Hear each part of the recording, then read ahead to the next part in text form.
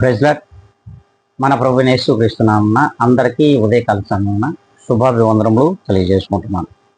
ఈ దినం దేవుడు మనకిచ్చినటువంటి వాగ్దానము, అది సంఖ్యాకాండము 6వ అధ్యాయము 24వ లేఖనాన్ని ఒక్కసారి మనం చదువుకుందాం.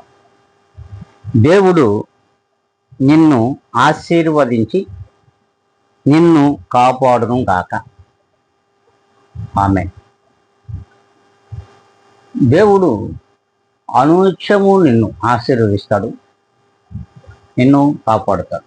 ఎప్పుడు నీవు ఆ సృష్టికర్త అయినటువంటి దేవాతి దేవునికి నువ్వు లోబడి దేవునికి ఇష్టానుసారంగాను దేవునికి నచ్చే రీతిగా ఈ లోకంలో నువ్వు బ్రతికితే అప్పుడు నిన్ను కాపాడుతాడు, ఆశీర్వదిస్తాడు.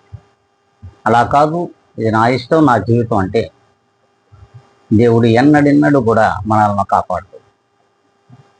ఏదో ఒకనాడు మనల్ని ఈ లోకంలోనే విడిచేస్తాడు.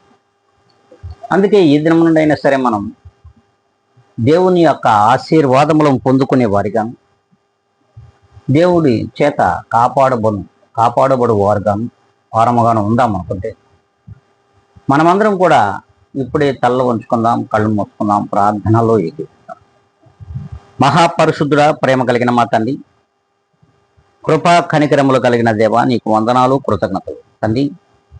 ఈ వాగ్దానంను మా అందరి జీవితములలో కూడా నీవు ఫలింపచేస్తూ నీ ఆశీర్వాదముల కొరకు ఎదురు చూచేవారిగా మీ కృప చేత మమ్మల్ని కాచి భద్రపరిచి కాపాడమని బ్రతిములు అనుకుంటూ, జీవాధిపతి అయిన యేసు క్రీస్తు యొక్క గొప్ప ఘనమైన నామంలో నన్ను నేను అతి మిక్కిలిగా తగ్గించుకొని అడిగి వేడుకొని ప్రార్థిస్తున్నాను మా తండ్రి.